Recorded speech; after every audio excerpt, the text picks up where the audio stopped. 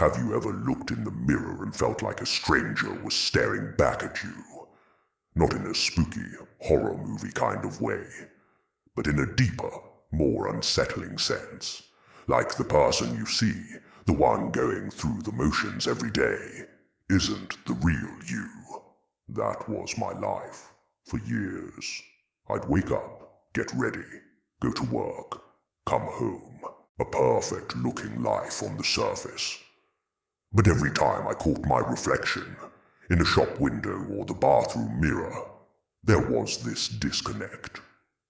The eyes looking back felt hollow, tired. They belonged to someone who was just playing a part, following a script written by someone else.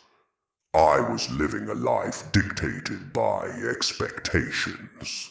The career my parents were proud of, the social life that looked great on Instagram, the hobbies that were supposed to be fun. I was ticking all the boxes, but my own box, the one labeled what I truly want, was empty and gathering dust. The person in the mirror was an actor, and frankly I was getting tired of the performance. The applause felt empty because the role wasn't mine. It was a suffocating feeling, like wearing clothes that are 2 sizes too small. You can get them on, but you can't breathe. The turning point wasn't a dramatic explosion. It was a quiet crack. One morning, I was brushing my teeth. Just another Tuesday. And I really looked at my reflection. And I asked it, "Who are you? And what have you done with me?"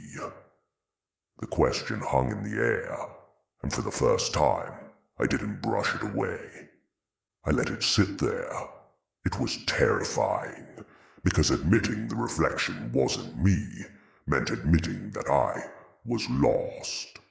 It meant the life I had built was a house of cards on a shaky table. So I started a quiet rebellion. It began with small things. I started saying no to social events I didn't want to go to. Instead of another networking mixer, I spent an evening at home with a book I'd been meaning to read for ages. I swapped my trendy, uncomfortable work shoes for a pair of sneakers that made my feet happy. These were tiny acts of defiance against the character I was playing. Each small yes to myself felt like reclaiming a tiny piece of my soul. I started a journal, not to track my productivity, but to write down my unfiltered thoughts, my weird daydreams, my secret hopes. Slowly, painstakingly, a new person began to emerge in the mirror. It started in the eyes, a little spark I hadn't seen in years. Then a genuine smile, not the forced one for photos, but a real one that reached my eyes.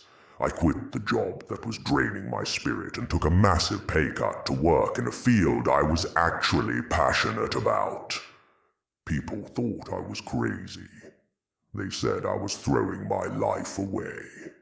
But for the first time, I didn't care what they thought.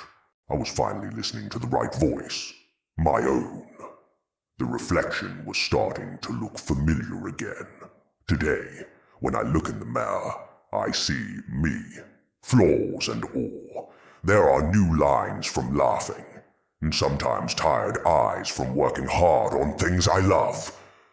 The journey to find myself wasn't about finding a new person. It was about chipping away all the layers that weren't me. If you've ever felt that disconnect, that feeling that your reflection is a stranger, know that you're not alone. And know that it's never too late to start the conversation. Ask that person in the mirror what they truly want.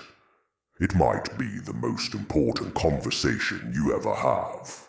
Thanks for watching. If this resonated with you, I'd love to hear your story in the comments. Don't forget to like and subscribe for more.